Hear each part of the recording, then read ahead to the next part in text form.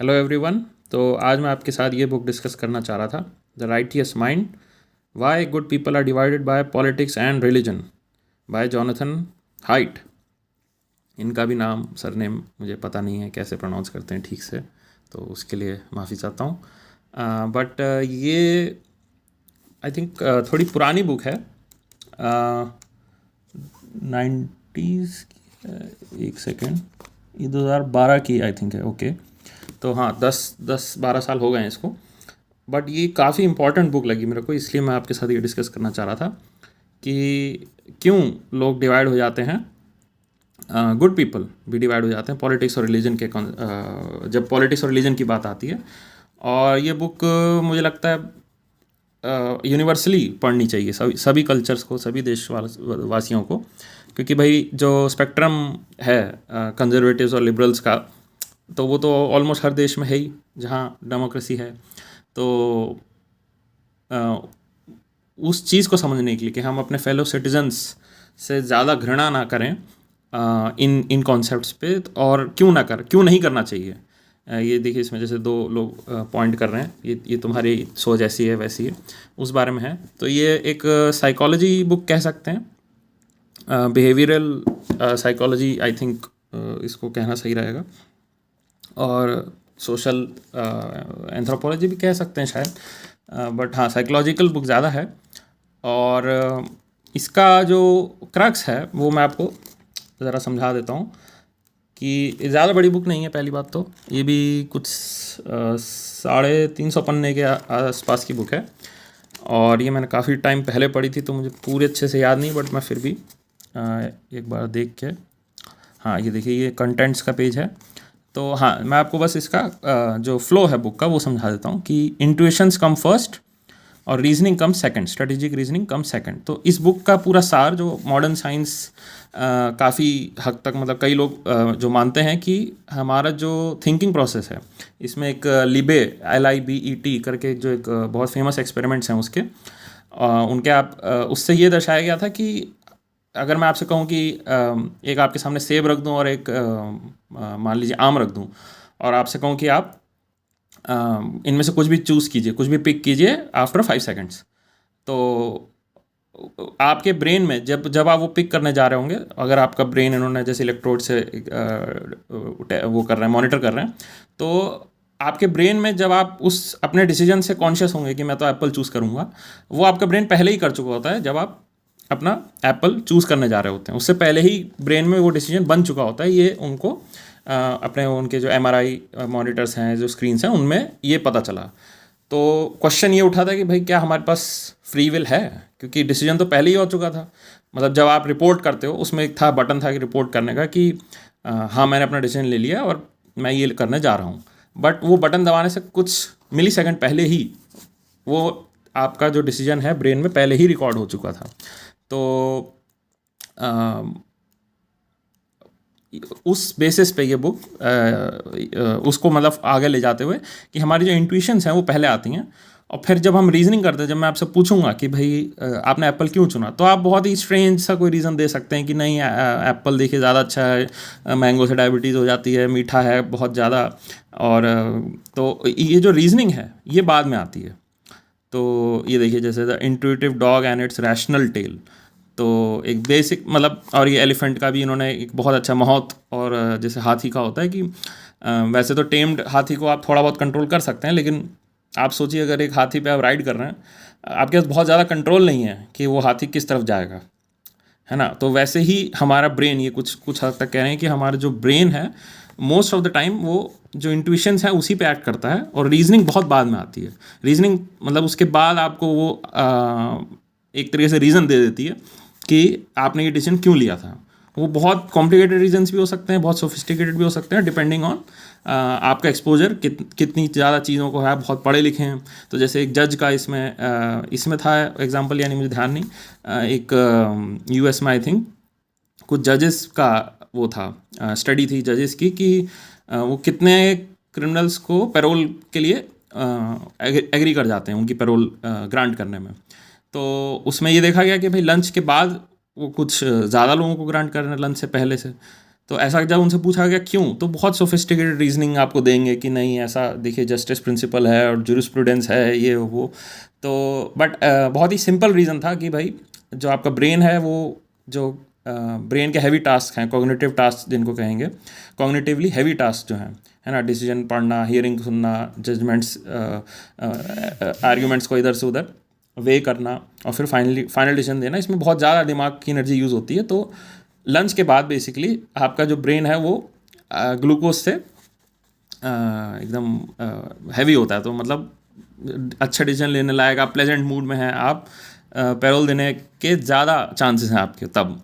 तो वो ज़्यादा बेटर रीज़न था क्यों जजेस ने लंच से पहले और लंच के बाद में इतना भेदभाव क्यों है। तो उसी टाइप का मैं कह रहा हूँ कि उसी के अकॉर्डिंग ऐसा है कि हमारी जो इंट्यूशंस है वो पहले आती हैं, इमोशंस जो है वो पहले आते हैं, और रीजनिंग बाद में उनको जस्टिफाई करती है हमारे एक्शंस को।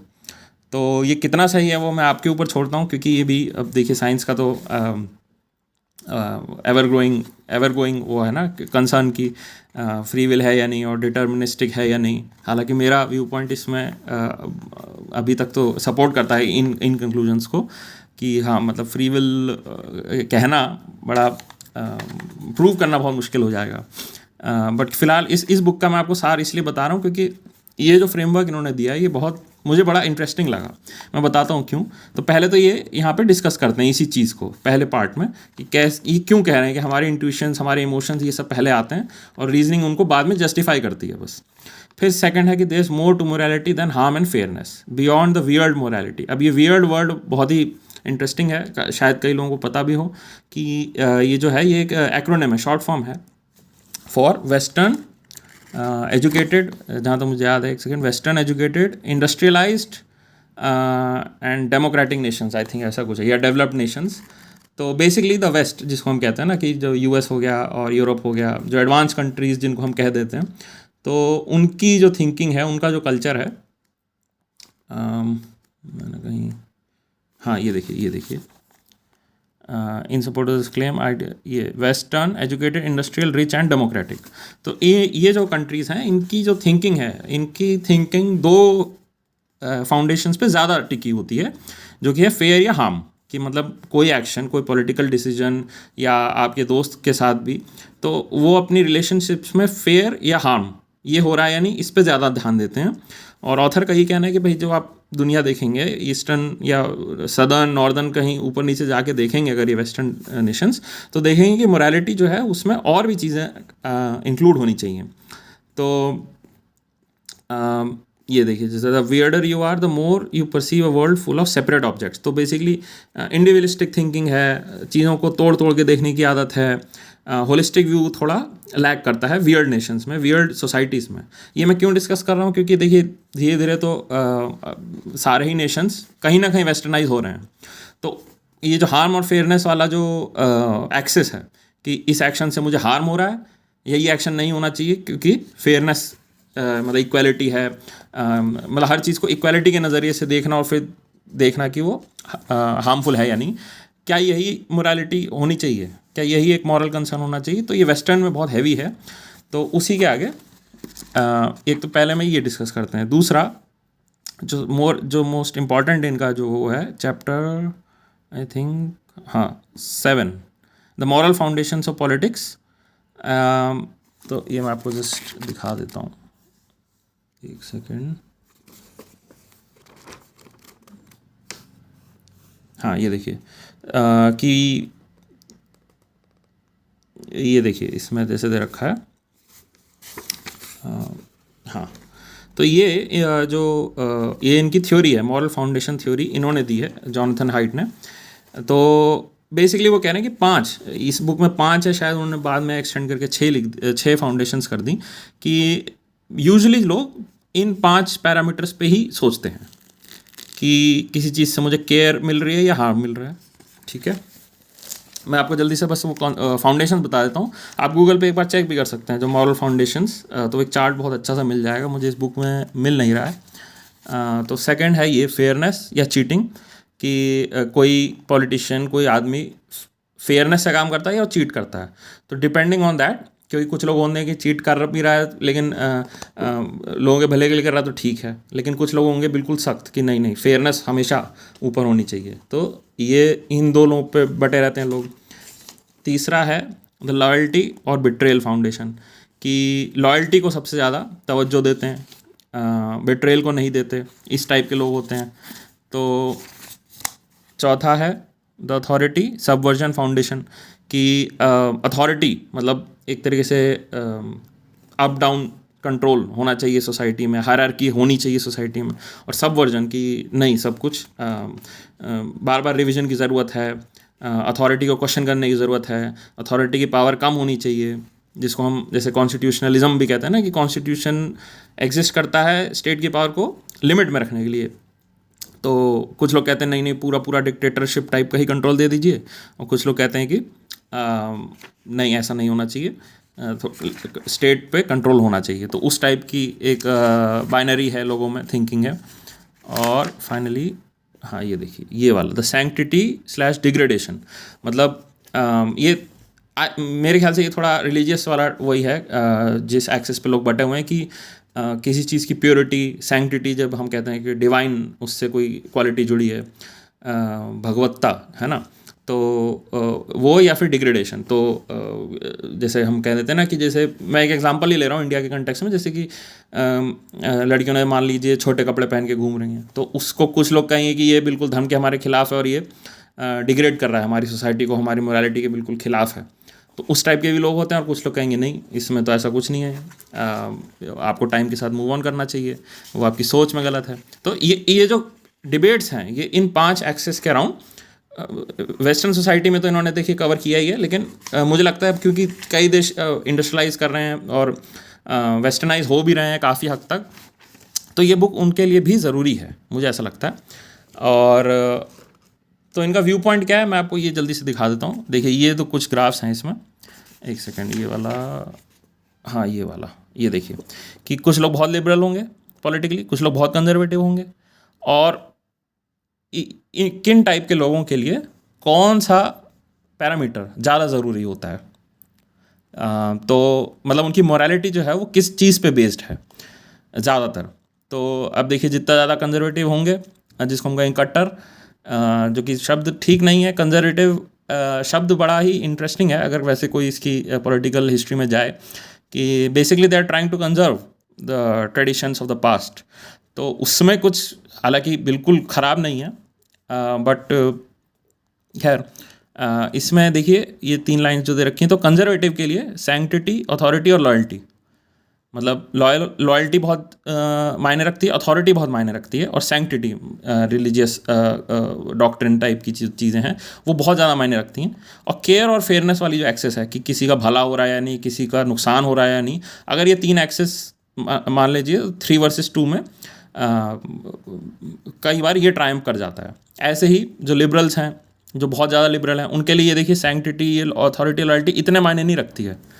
जो यहाँ वेरी लिबरल को आप थोड़ा रेडिकल भी समझ लीजिए, तो उनके लिए जैसे अथॉरिटी मायने नहीं रखेगी, सैंक्टिटी मायने रखेंगी, थोड़ा थोड़ा मार्क्सिस्ट, जो प्योर कम्युनिस्ट मार्क्सिस्ट होते हैं, उन टाइप के लोगों को अगर समझें तो इसमें ये कोई क्रिटिसिज्म नहीं है, ये बेसिकली इन्होंने फ्रॉम ये इनका एविडेंस फ्रॉम जो क्वेश्चन आयर उन्होंने पूछा होगा उसके बेसिस पे है कि दोनों टाइप के लोग होते हैं।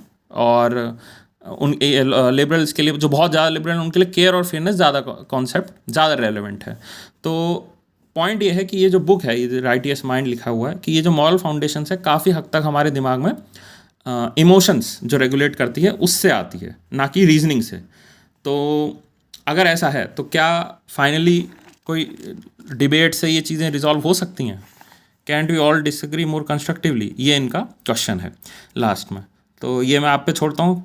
मोरालिटी बाइंड्स एंड ब्लाइंड्स, ये काफ़ी अच्छा है कि हम इतने ग्रुप थिंकिंग वाले क्यों हैं। तो ये इस चीज़ पे, बट मैं आपको बस ये दिखाना चाह रहा था, जो मॉरल फाउंडेशंस ऑफ पॉलिटिक्स, तो ये इनका मॉडल है मोरालिटी का। हो सकता है आप अग्री करें, हो सकता है डिसएग्री करें, बट इंटरेस्टिंग नॉनदलेस। और अगर हम इस चीज़ को थोड़ा भी सीरियसली लें कि अच्छा, कुछ लोगों के दिमाग की आप सोचिए बनावट ही ऐसी है कि वो लिबरल है या कंजर्वेटिव है, और वो कुछ चीज़ों पे बाय नेचर, बाय इमोशंस ज़्यादा स्ट्रांगली बिलीव करते हैं। अगर ऐसा है तो आप उनको ब्लेम भी तो नहीं कर सकते किसी चीज़ के लिए कि उनके थॉट्स ऐसे क्यों हैं, वो हैं तो हैं ऐसे। और अगर हमें किसी पॉलिसी डिसीजन पे किसी भी चीज़ पे अगर हमें एग्री करना है तो क्या फिर ये इम्पॉसिबल हो जाता है कि हम फिर डिसएग्री नहीं कर सकते? अरे हमारी तो बनावट ही ऐसी है। तो ऐसा ये नहीं कह रहे हैं, ऐसा नहीं है कि हम सेट इन स्टोन नहीं है। मोरालिटी जो है वो सब्जेक्ट टू चेंज भी होती है। रीजनिंग भी देखिए यहाँ पे शुरू में ये देखिए, इमोशंस जो हमारा मॉरल जजमेंट है काफ़ी हद तक डिटरमिन करती है। और फिर हमारी रीजनिंग, जब हमारा हेड है वो बेसिकली कहता है कि अरे ये डिसीजन आपने इसलिए लिया क्योंकि 10 रीज़न वो दे देगा, क्योंकि मार्क्स ने ऐसा कहा था, या क्योंकि बेंथम ने ऐसा कहा था, क्योंकि हमारे पॉलिटिशियंस, हमारे जो कॉन्स्टिट्यूशन में ऐसा लिखा है, मतलब 10 रीज़न ऐसे आ जाएंगे। बट कहीं ना कहीं वो आपका इमोशंस और जो आपकी नेचुरल जेनेटिक कहीं ना कहीं बनावट है, इन्वायरमेंटल कल्चरल इन्फ्लुएंसेस है, वहाँ से ज़्यादातर मॉरल इन्फ्लुएंस आता है। लेकिन ये रिवर्स भी हो सकता है, काफ़ी हद तक रिवर्स हो सकता है। तो ये इसके लिए ज़रूरी है कि बेसिकली कंस्ट्रक्टिवली दोनों आर्ग्यूमेंट्स को सुना जाए और डिस्कस किया जाए। तो ये बुक पढ़िए और बताइए कैसी लगी और शेयर कीजिए। Thank you.